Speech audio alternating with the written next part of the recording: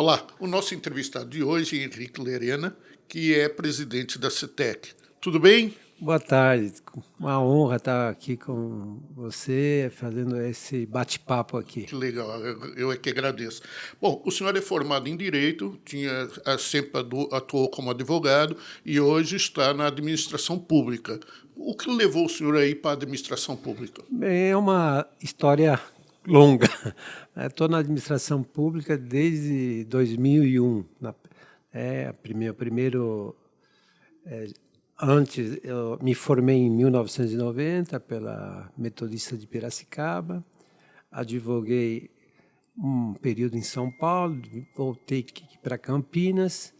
Em 2001, comecei na administração pública, fui gerente jurídico da INDEC, depois fui secretário de Assuntos Jurídicos em Hortolândia por 12 anos, depois recebi convite aqui para trabalhar na Prefeitura de Campinas, junto com o Peter Panuto.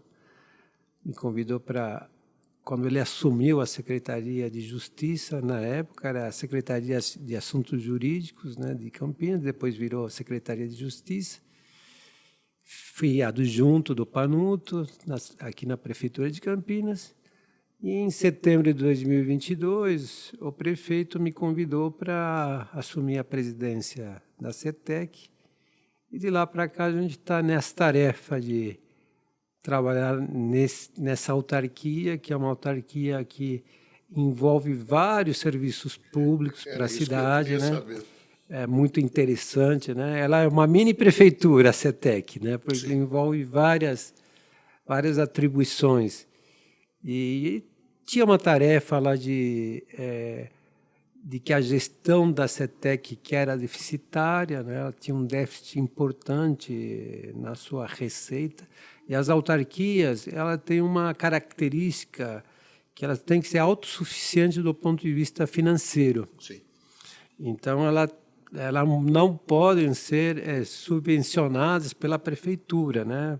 Porque ela não pode receber nenhum recurso da prefeitura? Ela até recebe, mas isso é um defeito que ela tem, porque ela tem que equilibrar a sua receita e despesa. E hoje consegue? E hoje a gente consegue. Hoje a gente não recebe nada do orçamento da prefeitura para o custeio que a gente chama da autarquia, que são as atividades rotineiras.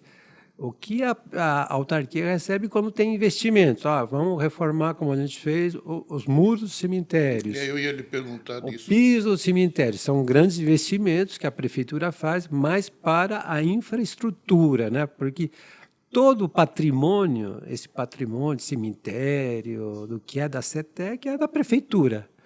A CETEC não tem... Como é feita essa divisão do que é da prefeitura? O que a prefeitura tem que fazer, o que a CETEC tem que fazer? Então, veja bem, o patrimônio que a gente fala, que é o solo público, sim, que seria os cemitérios, o mercado municipal, tudo patrimônio da prefeitura.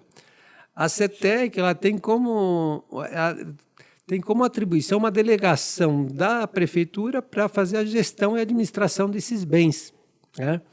Mas ela não entra no ativo dela, no balanço, um ativo, esses bens. Esses bens são da prefeitura, do município de Campinas.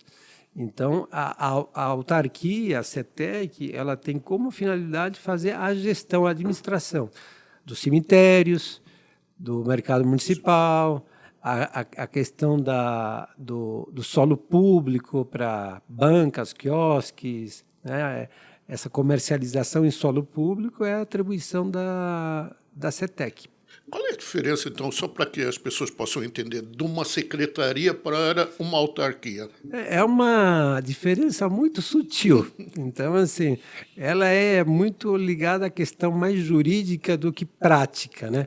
Então, uma autarquia ela tem autonomia administrativa, financeira, tá, para fazer as suas políticas públicas. Coisas que uma secretaria não tem. Ela não tem autonomia financeira. Quem determina o quanto cada secretaria vai receber é o próprio prefeito. Então, administrativamente, também está ligada sempre ao executivo. Nós somos um braço, um órgão que a gente chama da administração direta. Então, essa é a grande diferença. E as autarquias têm como por finalidade fazer um serviço especializado, uma coisa que é muito específico dentro de uma administração pública.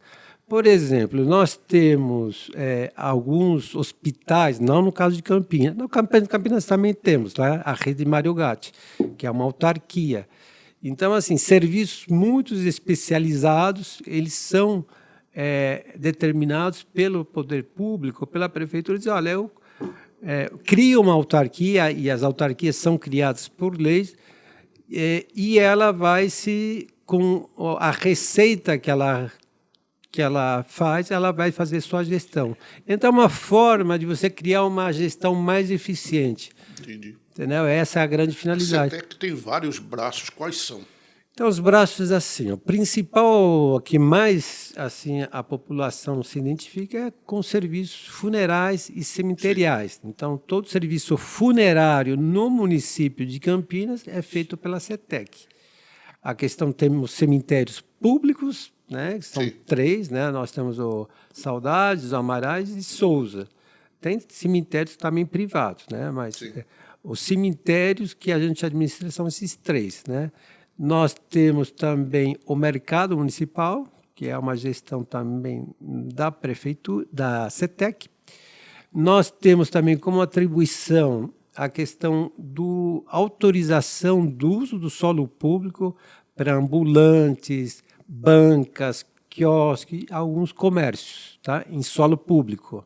Então, por exemplo, para a pessoa simplificar, Parque Taquaral tem vários quiosques. Quem autoriza, faz toda essa gestão é a CETEC. As bancas que estão nas praças, é a CETEC que autoriza. As feiras livres, feira noturna, também gestão da CETEC. E nós também temos outro braço, vamos dizer assim, que é a questão da publicidade. Engenhos publicitários. Todo engenho publicitário, seja em área pública ou privada, é a CETEC que também faz toda essa gestão. Então, por exemplo, o Diário Campineiro quer fazer uma publicidade, quer colocar um engenho publicitário. Ele vai pedir para a CETEC autorizar. Mesmo quando é um... Mesmo sendo privado. Mesmo privado, porque aí nós temos também os painéis identificativos. Todo comércio tem um painel identificativo, Sim. tem uma placa. Por exemplo, comércio cabeleireiro João. Ele tem que pedir uma autorização. Por quê? Porque depende do tamanho da publicidade, do engenho, ele precisa ver se não coloca em risco a população, entendeu? Então, dependendo de calçada, exatamente, vários aspectos.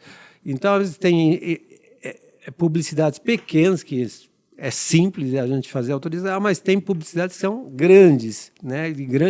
Então, é preciso ver se tem ART, RT, todas as questões Sim. técnicas para ver se autorizações. E aí também a questão sempre envolve também que você precisa regulamentar esse setor. Porque se você deixar solto, sem nenhuma regulamentação, cria uma poluição visual. Então, quer dizer que aqueles bares, restaurantes, Sim. que tem, às vezes, umas placas na frente, de forma triangular, que estão na calçada de preços da cerveja, prato do dia, Sim. se não tiverem autorização da CETEC, estão irregulares. Está irregulares, tá? Então, a gente tem uma política de a gente fiscalizar.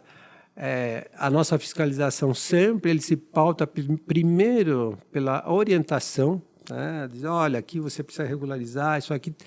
Porque uma publicidade, como você colocou, no meio da calçada, ele pode gerar um grande problema para a comunidade, para quem transita na calçada.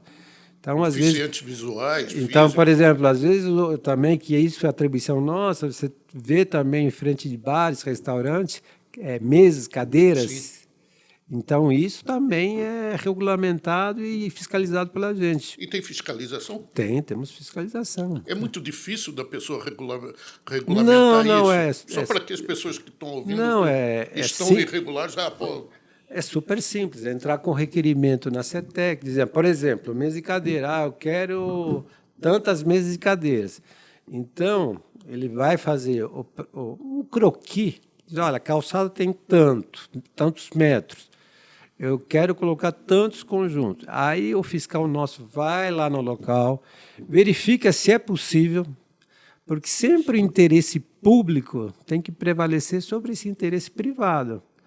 E qual é o interesse público? Não colocar nunca em risco os pedestres. Porque se tiver uma mesa e cadeira e a pessoa não consegue transitar na calçada e tiver que ir para a rua, a gente não pode autorizar. Então, tem bares e restaurantes que fazem isso? Sim. Você vai ter algumas situações que a gente enxerga isso. Não tem autorização, ele vai colocando uma mesa hoje, amanhã ele coloca 2, amanhã ele coloca 3, no dia seguinte vai enchendo.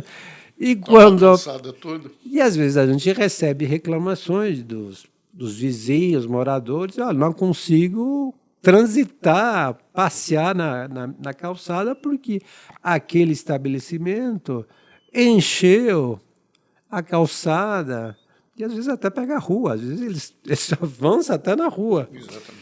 Então, aí vai a nossa fiscalização e orienta, no caso, aí se tiver já colocando em risco a população, já imediatamente já faz a remoção dessas cadeiras. Ontem mesmo a gente teve um estabelecimento fazendo uma remoção de várias mesas e cadeiras num restaurante aqui no Cambuí, porque estava irregular, tinha situações. Então, constantemente... E a autuação? A autuação. Financeira? Também tem autuação, tem multa. Então, assim... Mas isso, o foco nosso da CETEC não entra no sentido de arrecadar. Entra, assim, de defender o interesse público, né? Olha, não pode ter mesas e cadeiras que atrapalhem a circulação. Inclusive, o senhor falou que primeiro a orientação.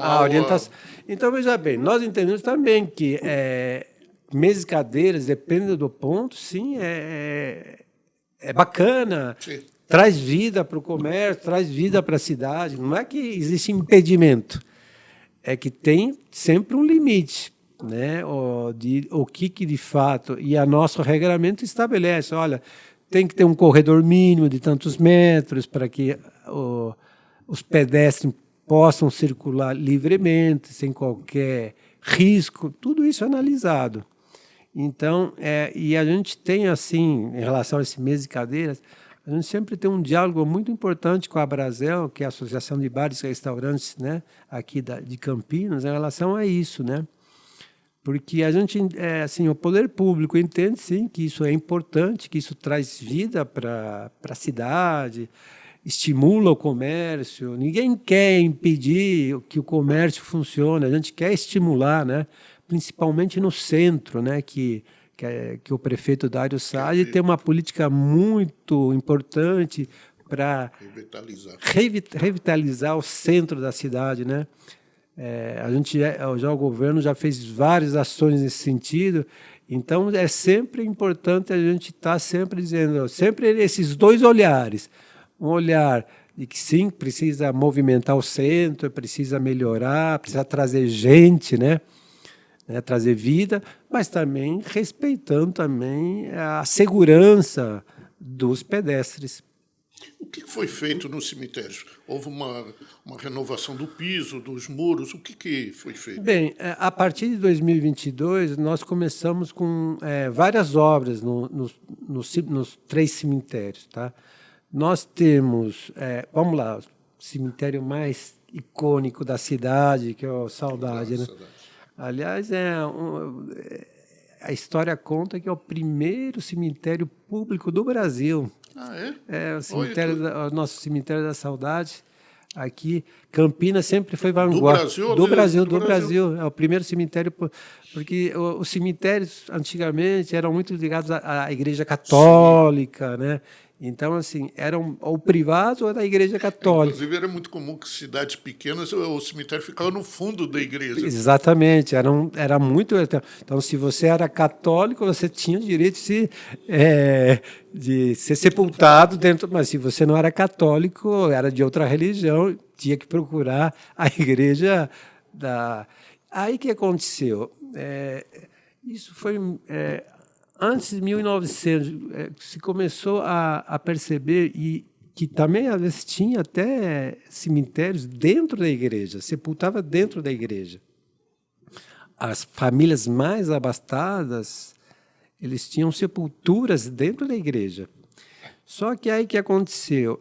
Aí se verificou que isso trazia um risco à saúde pública. E se entendeu que não era mais possível ser feito em igrejas. Aí começaram a usar os fundos das igrejas, mas aí também se começou a entender que tinha que ter cemitérios fora, mais longe da cidade e tal. Então, muitas famílias abastadas em cemitérios ou privados ou públicos faziam verdadeiros túmulos que eram uma mini igreja. Sim. Então, você vai ver túmulos, mesmo aqui na Saudade, que é uma igrejinha. Né? E por quê? Porque era essa a ideia, você ser sepultado dentro de uma igreja. Então, isso foi replicado para o cemitério. Inclusive, hoje até tem visitações. Eu vejo, aqui tem, o Araçá em São Paulo tem visitas diárias quase. Aqui a gente também tem um grupo que faz essas visitas mensais, inclusive noturnas. E o nosso cemitério da saudade ele é muito rico em toda essa história, né? Tem obras importantíssimas, né? É um dos cemitérios mais bonitos do Brasil. Nós temos cemitérios bonitos em termos de essa arte de tumular, né? Então, o de Saudade é um dos grandes cemitérios do Brasil. E ele tem essa característica que é o primeiro cemitério público do Brasil. Campinas nessa vanguarda, né? Eu não me lembro o nome do prefeito, eu não sei se era Antônio Lobo, que foi o primeiro o prefeito que fez o cemitério da Saudade, né? Foi uma doação de um fazendeiro da área, e aí como se começou a construir o cemitério da Saudade. E aí o cemitério da Saudade, ele era uma estrutura centenária, né? Os muros. Então, se você pegar uns 4, 5 anos atrás, toda a chuva que acontecia mais forte era um pedaço do muro que caía. E aí o governo Dário Saad entendeu que precisavam de ser feitos investimentos importantes, porque se você pegar as 7 maravilhas da cidade de Campinas, o Cemitério da Saudade é um prédio icônico da cidade. Nós temos o Cemitério da Saudade como um prédio icônico, nós temos o Mercadão Municipal, e tanto o Mercado Municipal como o Cemitério da Saudade é o Ramos de Azevedo, né, que o arquiteto que desenhou. Então, assim, do ponto de vista arquitetônico, é um patrimônio histórico, cultural que a cidade de Campinas tem, que é fantástico, né? E que a gente precisava preservar. Então, o governo Dário Saad teve esse olhar de preservar essa história para a cidade de Campinas e atacou nessas duas frentes. Então, o Cemitério da Saudade recebeu todo o muro novo, né? Tivemos que derrubar, e são milhares de metros. Se você olhar, era muro pra caramba. Eu não me lembro, acho que quase 2 quilômetros de muro. Era 1.000 e pouco, eu já de cabeça não me lembro, mas era uma obra grande. Ele foi todo refeito? Todo refeito, porque ele não tinha na época, nós estamos falando de um muro de 1900, nem alicerce ele tinha, esse muro, era outro método construtivo. Então, por isso que ele estava... Era até perigoso, então, nos dias de hoje. E o cemitério, a questão topográfica, as chuvas, eles voltavam tudo para os muros. Por isso que ele caía. Chuva mais forte, A água fazia pressão. a fazer a pressão e caía uma parte do muro. Então trocamos todos os muros e se pensou num projeto que deixasse o cemitério assim, mais visível. Então se pensou, em vez de um muro que fechava toda a visão do cemitério, se usou uma parte de muro e outra parte gradil, que ficou muito mais leve. Sim. No início teve uma polêmica, não, mas porque se a gente assim, qual foi o raciocínio? Nós não temos um museu a céu aberto, que as obras são os túmulos. Por que a gente vai fechar, vai esconder? Vamos exibir isso. Então, preservando a segurança, lógico, porque o cemitério, depois eu vou falar um pouco sobre as câmeras. Por favor. O cemitério, como todo cemitério, ele sofre vários problemas de vandalismo, de furtos de placas, de túmulos. Ele tem isso, né? Conversando com outros gestores públicos cemitérios, isso é uma realidade no Brasil inteiro, né? Mas sempre teve. Antigamente era mais o roubo de obras de arte, coisas que tinha lá. Mas hoje tem coisas que podem ser derretidas. Exatamente. Né? Aí o problema, assim, com esse drama que nós temos, dessas pessoas que usam drogas e precisam de pequenos furtos, qualquer material de cobre, qualquer plaquinha. E assim, é um valor irrisório, né? Mas para a família é um valor cimental muito grande. Então, assim, era importante a gente fechar esse cemitério, dar mais segurança.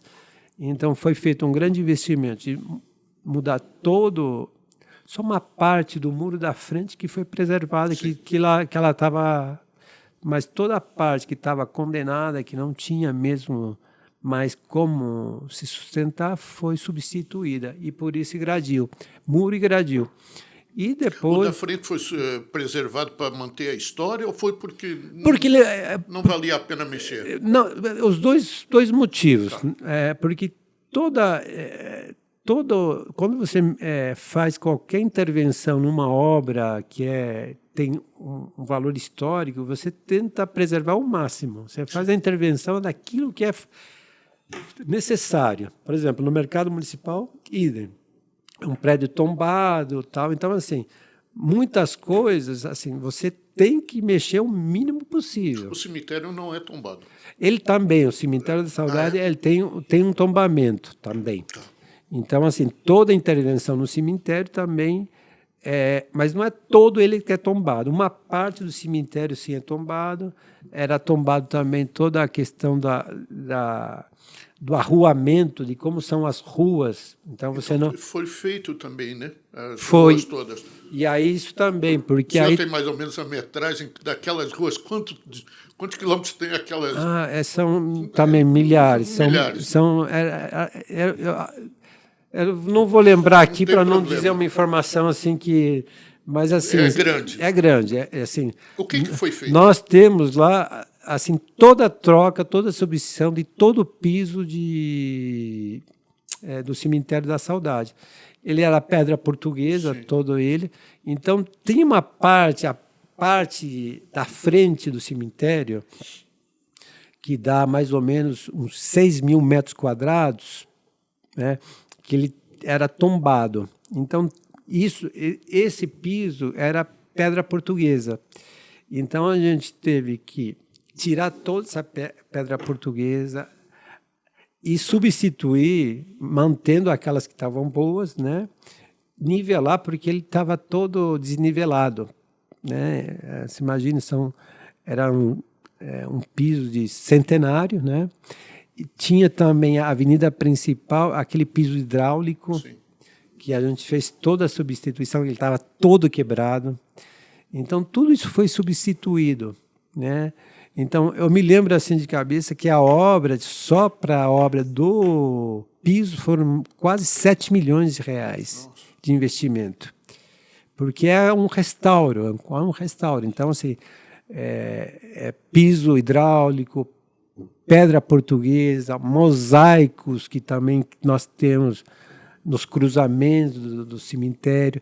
E na parte de trás, que não tinha tombamento, a gente fez o piso, aqueles bloquetes de cimento intertravados, os intertravados, né?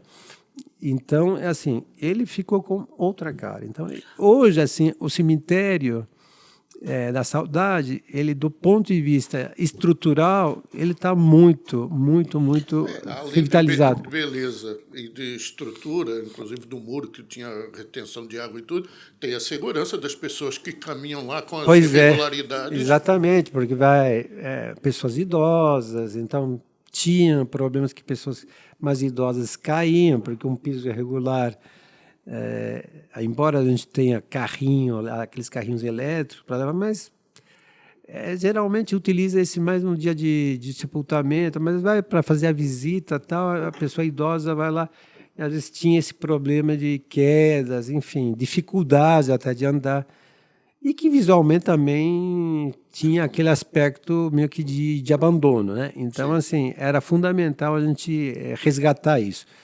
Então, além dessas obras, para concluir, porque aí tinha um problema também de furtos, e havia uma reclamação significante de pessoas que iam visitar, porque era assim, né? As pessoas visitam os túmulos não tão frequentemente. Sim.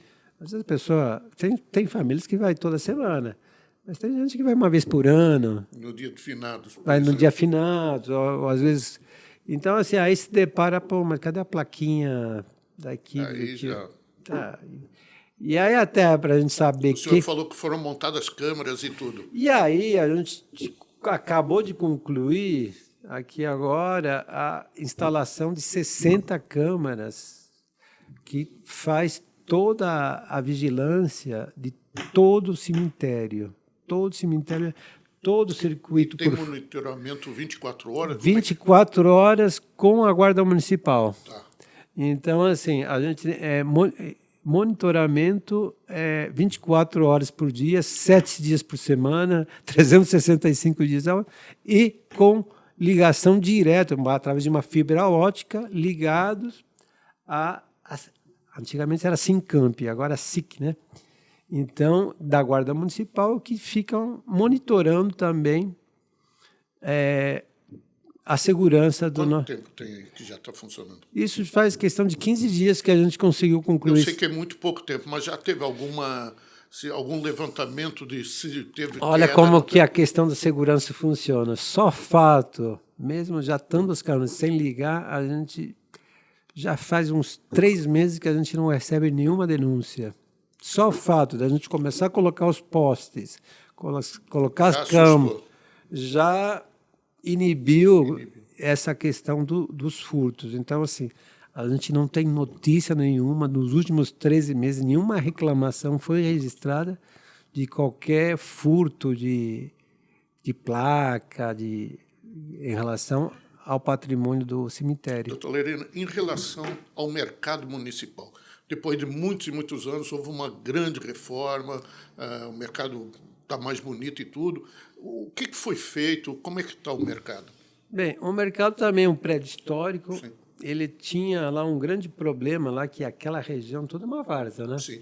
É uma várzea, assim, e assim, era uma obra que a gente começou a fazer comecinho de 2023, a reforma desse prédio, e a previsão era de 1 ano.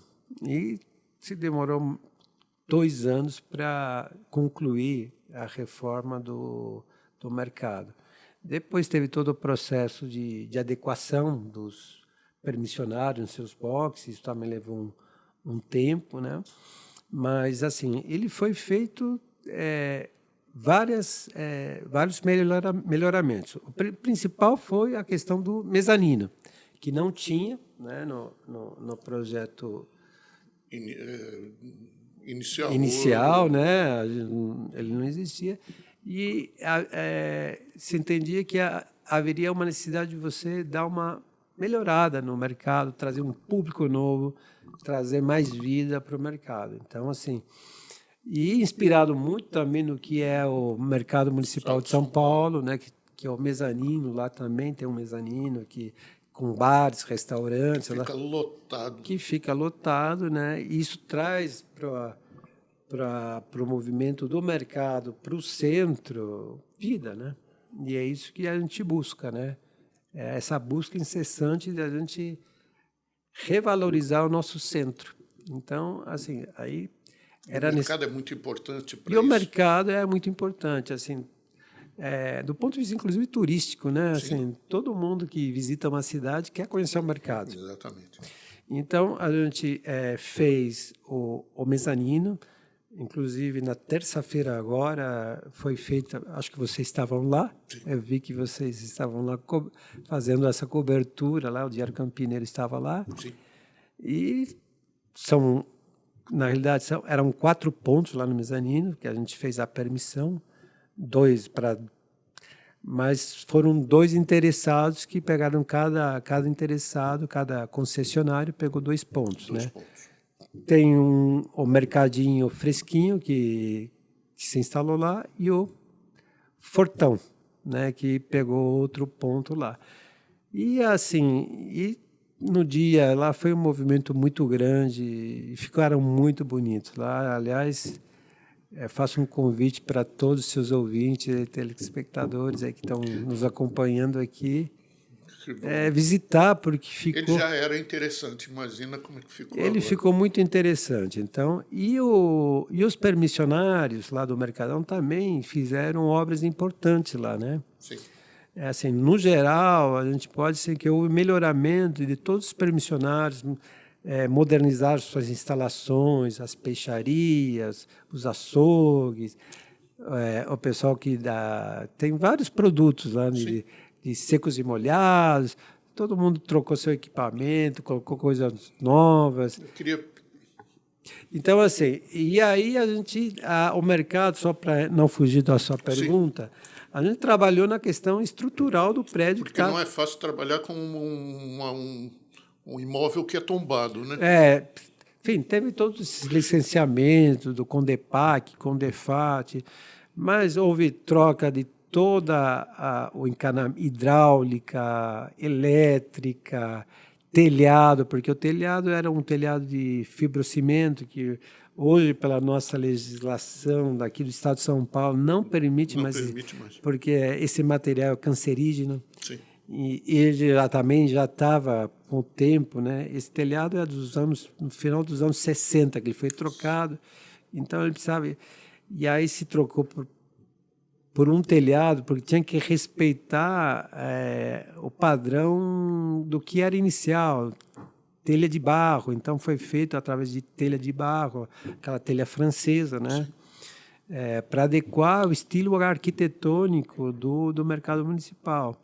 E foi feito toda a questão também de construção civil, de reboco, de troca de portas, né, toda a parte dos mezaninos embaixo, que todos os boxes foram reformados, e a parte de pintura, tudo isso foi objeto do nosso restauro do mercado municipal. Mesmo respeitando o prédio antigo, na verdade, hoje o mercado é completamente novo. É completamente novo. E aí tinha alguns problemas que a gente precisou adequar à nova legislação, em termos de acessibilidade. Então, assim, por exemplo, aquele mercado dentro não tinha banheiro público, precisou ser instalados banheiros. Para o mezanino, precisou colocar elevadores para garantir a acessibilidade. Então, assim, também houve um melhoramento na questão da acessibilidade do prédio, deixar ele mais seguro do ponto de vista também, porque quando você vai lá, você tem que fazer o AVCB, tem que fazer se adequar a todo o regramento que, evidentemente, quando foi feito o mercado, não havia esse regramento, e você precisa se adequar a isso. Então, quando a gente começa a mexer numa coisa, acaba puxando outras questões que nunca foram levantadas e surgem. Então, inclusive segurança, né? Porque incêndios e tudo sim, mais, exatamente. Tudo adequado para os dias de hoje. Exatamente. E a acessibilidade é uma questão assim, que quando o prédio foi criado, fundado, não tinha nada, não se pensava em acessibilidade. Claro. E hoje você tem que pensar, então você tem que fazer todas as adequações para a acessibilidade do prédio. Então é esse que são as coisas que às vezes a gente recebe muita crítica, né? Ah, mas essa obra pública demora muito. Sim. É uma crítica que é correta, né? De fato, a gente... Normalmente a gente vê as placas aí, a obra vai ficar pronta em 1 ano. E nunca nenhuma obra pública consegue respeitar os projetos iniciais. Não sei porquê, mas... É porque vão surgindo problemas, né, na execução das obras, né? Então, assim, você sempre faz uma estimativa em cima de uma planilha que você faz tua obra, mas quando você começa por exemplo, no nosso caso do Mercadão, a fazer as escavações, precisa mexer na questão de esgoto, por exemplo. Aí você precisa furar o solo. Você começa a furar, começa a entrar um monte de água, porque lá era um pano. Então, assim, você gasta um tempo para solucionar isso que não estava previsto. Tem que ser redimensionado isso. Tudo tem que ser redimensionado. Então, assim, é isso. E vão surgindo os problemas no meio da obra. E eu não sou muito técnico, não sou técnico dessa área, inclusive a obra foi feita pela Secretaria de Infraestrutura. Sim. E eu não tenho muitos detalhes assim, mas é isso que a gente pode te dizer, que acontecem esses problemas na execução de uma obra. Mas o resultado valeu a pena. Deixa eu lhe fazer 2 perguntas.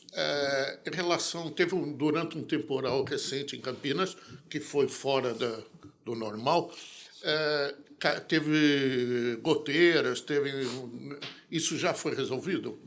Então, o que a gente, assim, eu nunca gosto de colocar desculpa na chuva, né? Claro. A chuva você tem que... Quando eu entrei Quando eu entrei na CETEC, né, a primeira denúncia que eu tinha era assim, o mato está alto. Aí eu mando lá para reclamação, a imprensa diz, não, tem reclamação que o mato está alto. Aí mandei para a área técnica. Por que o mato está alto? Porque está chovendo muito. Mas escuta, você não sabia que ia chover em dezembro? Não é desculpa. Sinto muito, eu falei para ele, isso aí não é desculpa. É melhor a gente assumir que a gente foi... Isso que o senhor está falando é uma coisa que dificilmente um gestor público assume. Mas, por exemplo, limpeza de bueiro antes de começar as épocas de chuva. Pois é. Básico. Se todo mundo sabe, por exemplo, eu na minha casa tenho grama. Eu sei que chega verão, o meu jardineiro vai lá mais vezes. Claro. Então, assim, e aí eu falei, não, gente, isso não vou colocar isso, que a chuva foi excessiva, tal. Nós temos que assumir que a gente errou aqui. E vamos dizer, olha... A chuva vem todo ano, né? Porque a chuva vem todo ano, vai vir esse mês, vai vir no mês que vem, e o mato vai estar lá alto. Então, vamos tentar ver qual é o problema. O prestador de serviço está falhando, então tem que dizer, olha, aqui a gente vai cobrar nosso prestador, vai punir se for o caso. Então, assim, voltando para a questão do telhado. Foi uma chuva excessiva? Foi uma chuva... Mas o telhado tem que aguentar. Sim. Então, quando aconteceu essa questão, o prefeito ficou muito preocupado com essa questão e pediu que tanto a Secretaria de Infraestrutura, que era responsável por essa obra, quanto a CETEC, encontrassem uma solução. Então, a gente foi lá, assim, com várias equipes, para verificar onde que estava o problema nesse telhado. E tinha vários problemas. Tinha problema de calhas, tinha problema que houve uma projeção para menor dos condutores de água. Então, eles estavam todos meio que indo para um telhado, né? Porque são vários telhados. Então, você, quando tem muita água, você precisa recepcionar essa água e fazer a distribuição. Então, ela não foi feita de forma adequada. Por quê? Um erro no projeto. Então, foi um erro na projeção disso. Então, tinha calhas que eram... Aí aconteceu 2 problemas lá. Tinham a maioria das calhas, os conduítes que a água vai vai entrar e vai sair pela rua, elas eram internos e jogavam lá para fora do mercado. Como encheu, houve um excesso de água, subiu, a água não tinha como sair daqueles conduítes. Tapou a vazão. Tapou a vazão. Então, a gente diz, olha, tá bom, a gente tem que prever para as grandes chuvas, pega um ladrão nessa tubulação, então, muita da tubulação ficou fora, né, ficou para fora, não ficou mais canalizada internamente, para que ela saia para fora do Mercadão.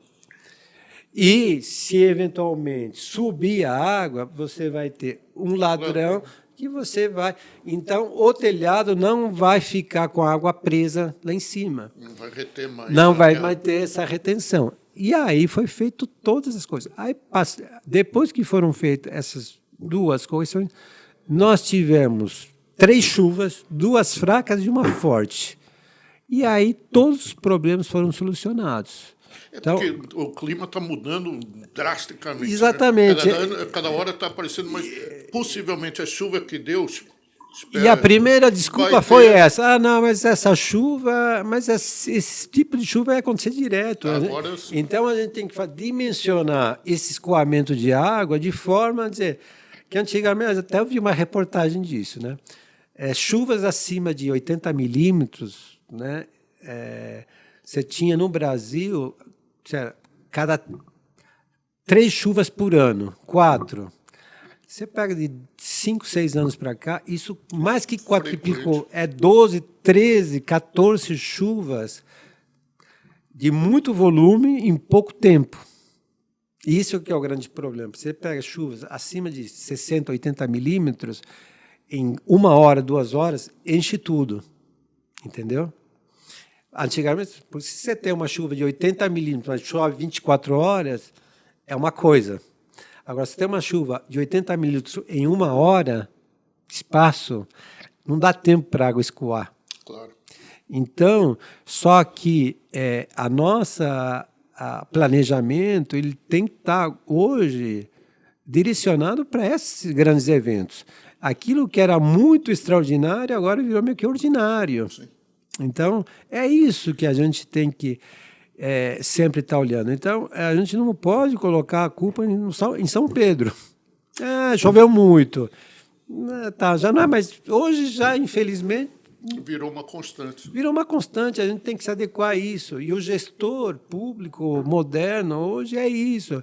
Ele tem que pensar nessas situações. Outra coisa, o senhor é favorável aos permissionários fazerem uma administração, eles passarem a administrar o Mercadão, lógico, com a autorização da CETEC e tudo mais, mas o senhor é favorável? Olha, eu não sei se isso no Mercadão nem é uma demanda dos próprios permissionários, tá? Eu tenho uma certa reserva em relação a isso, tá? Porque a gestão primeiro porque é um equipamento, porque para a gente fazer isso, a gente teria que fazer um processo de concessão, entendeu? Hoje, pelo nosso ordenamento jurídico, eu não posso escolher quem que vai fazer a gestão disso, entendeu? Teria que ser feita uma licitação, um processo licitatório. Então, quando eu abro essa discussão... Pode ser os permissionários e pode também não ser. Então, porque se eu digo, olha, vou fazer essa concessão para os permissionários, pode ver o questionamento, mas por que você está fazendo para os concessionários, esses concessionários, e não outras pessoas?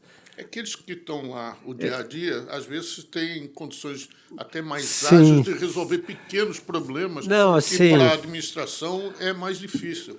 Com certeza. Nesse aspecto você tem razão, entendeu? Mas o problema é que enfrenta essa questão de que nós temos na nossa Constituição uma disposição que diz, olha, todo ato administrativo não pode ser, tem que ser impessoal, eu não posso escolher a pessoa. Então, se eu quero escolher quem vai fazer essa gestão, eu vou ter que ir através de um processo, de um certame público, dizer quem que vai fazer essa gestão.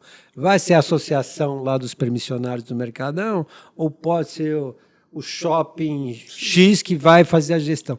São Paulo fez isso e ganhou um chinês, um grupo chinês que faz a gestão do supermercado, do mercado.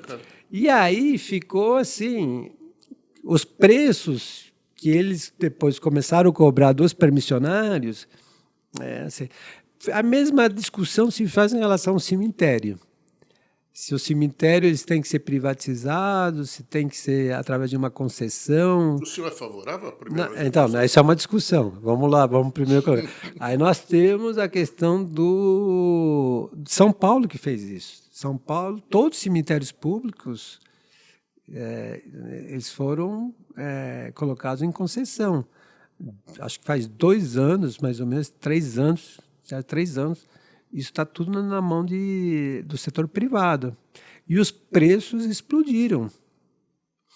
Na eleição de São Paulo, se você se lembra, a discussão da privatização foi grandíssima.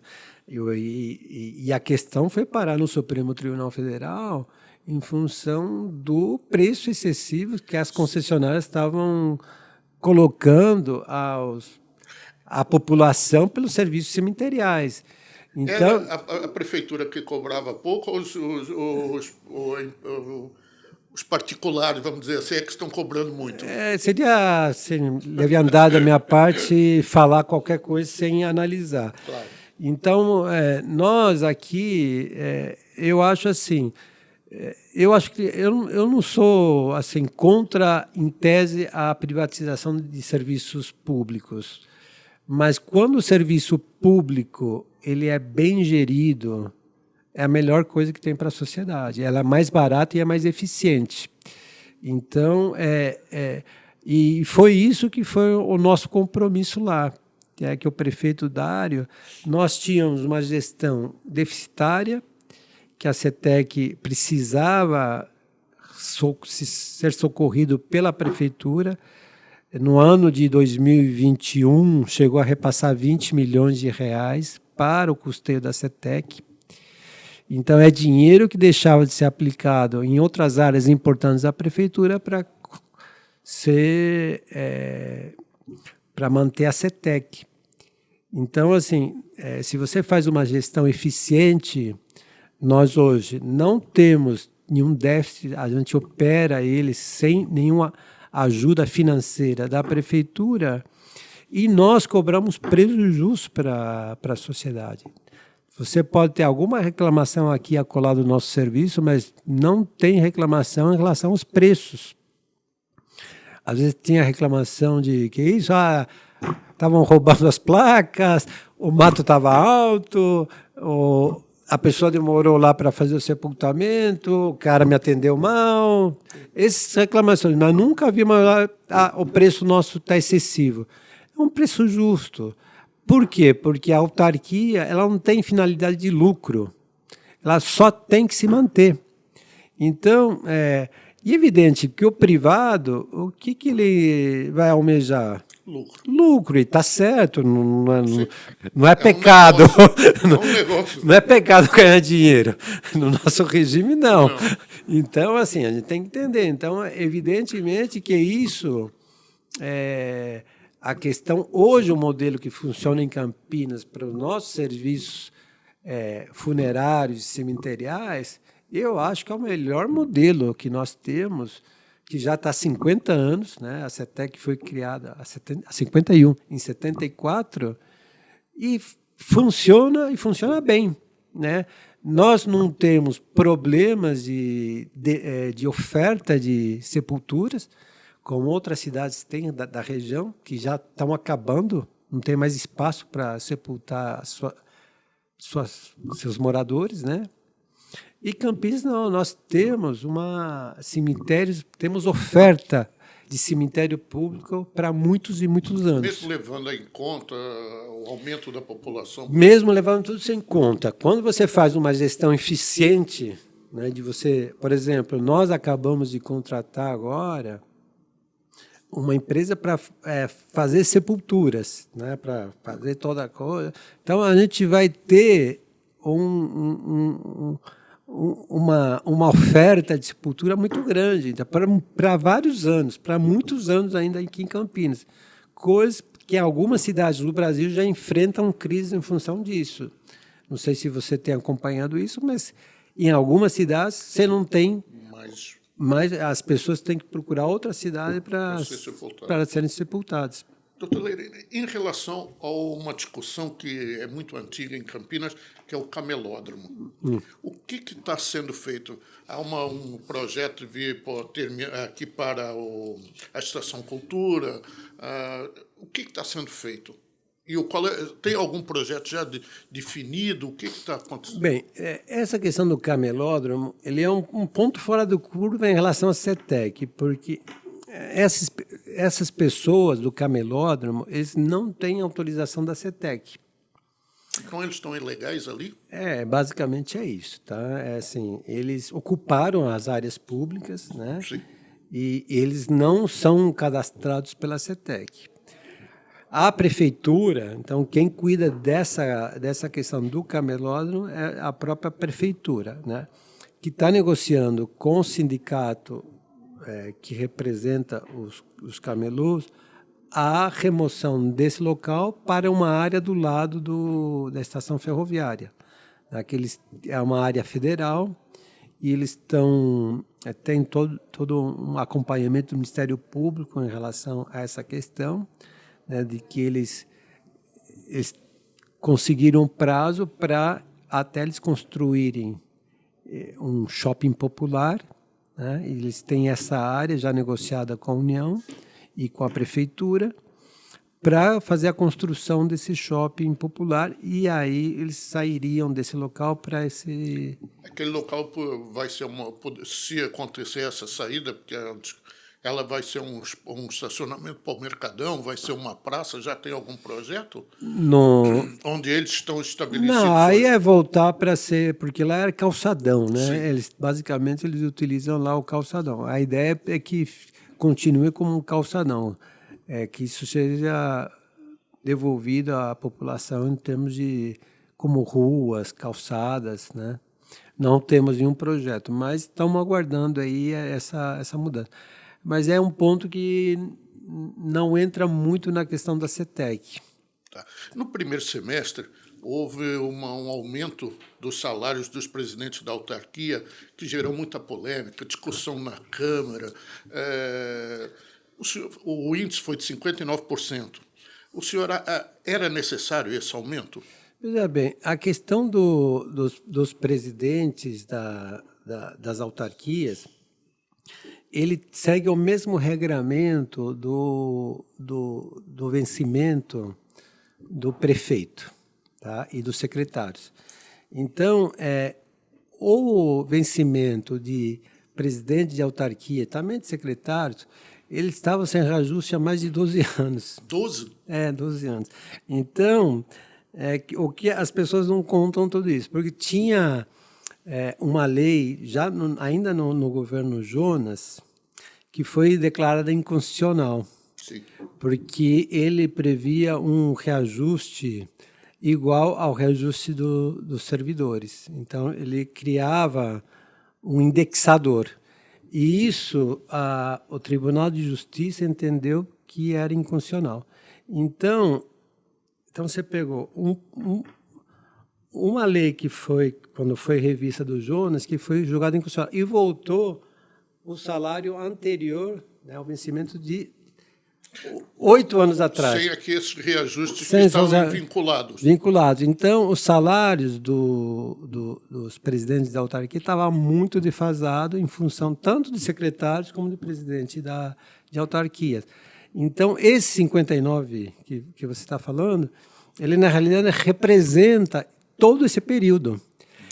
8 anos. 8, dá um pouco mais, porque aí você tem também que o próximo reajuste só pode acontecer daqui a 3 anos. A gente não tem reajuste anual, porque segue a mesma regra.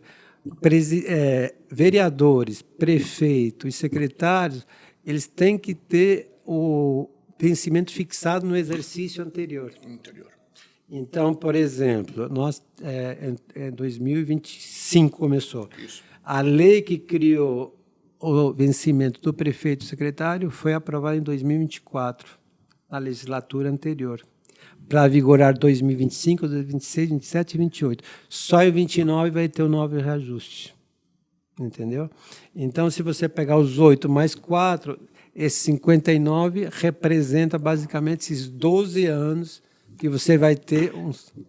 E era difícil, de repente, arrumar administrar os secretários que pudessem trabalhar. E aí o que é importante falar, assim, que esse projeto, a iniciativa do projeto, vamos lá, do vencimento do prefeito e de secretário, não é de iniciativa do executivo, é a iniciativa do projeto de lei fixando o subsídio, que a gente chama assim, para secretário e prefeito, é fixado pela Câmara, não é o prefeito que manda o projeto para a Câmara, é a Câmara que tem a iniciativa.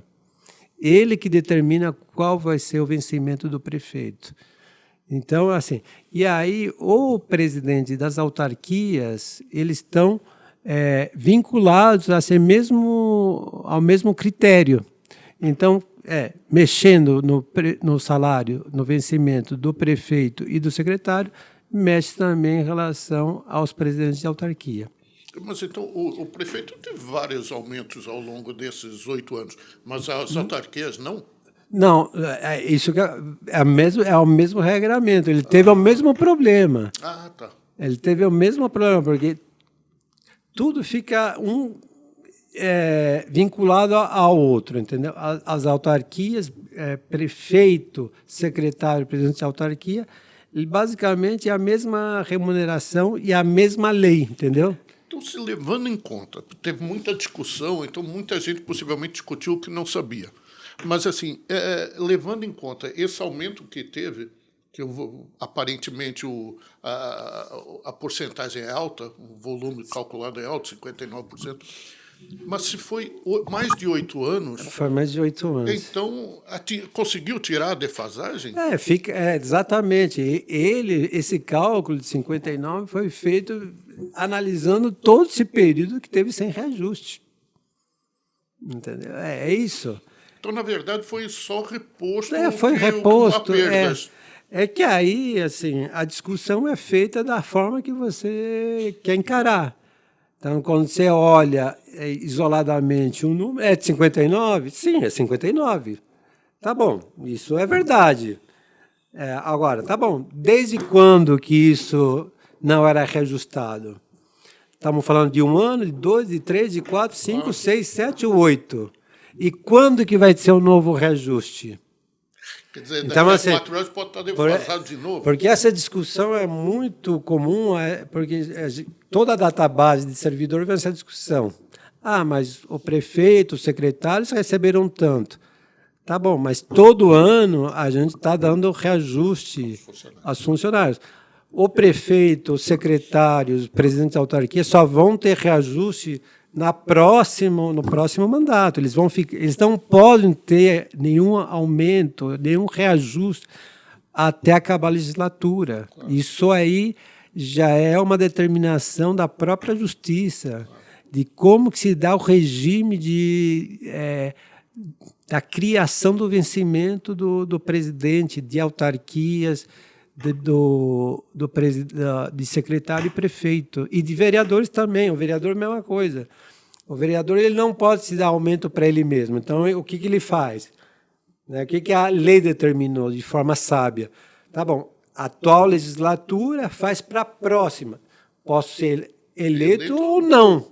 Então, não é para mim. Posso ser beneficiado ou não. Então, a regra é essa, é a forma que se criou, para não dizer, mas você está se beneficiando pessoalmente, está legislando em causa própria. Claro. No caso de prefeito, no caso de secretários, assim, tem um outro detalhe, que não é a iniciativa não é do prefeito, Sim. Não é do executivo. Sim. A iniciativa é do vereador, é da Câmara Municipal. Isso a lei determina. Para quê? Porque o prefeito não legisla em causa própria. Ele vai dar o salário. Quem determina o vencimento do prefeito é a Câmara Municipal, é outro poder. Pode ter crítica, mas o prefeito manda na Câmara. Não. Enfim, discussão você pode fazer o que você quiser, mas isso é no Brasil inteiro que é assim. Claro. Então, o regramento é esse. Então, não é o próprio prefeito que se dá.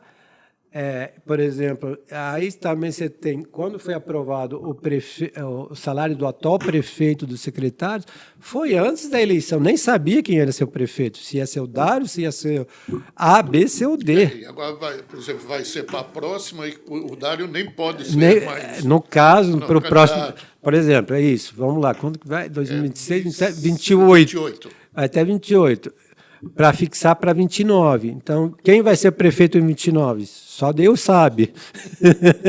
Só que o vereador, a Câmara de Vereadores em 28, vai se debruçar sobre esse tema. Claro. Vai ser um prefeito A, B, C, D. Isso o eleitor, a sociedade que vai dizer quem vai ser.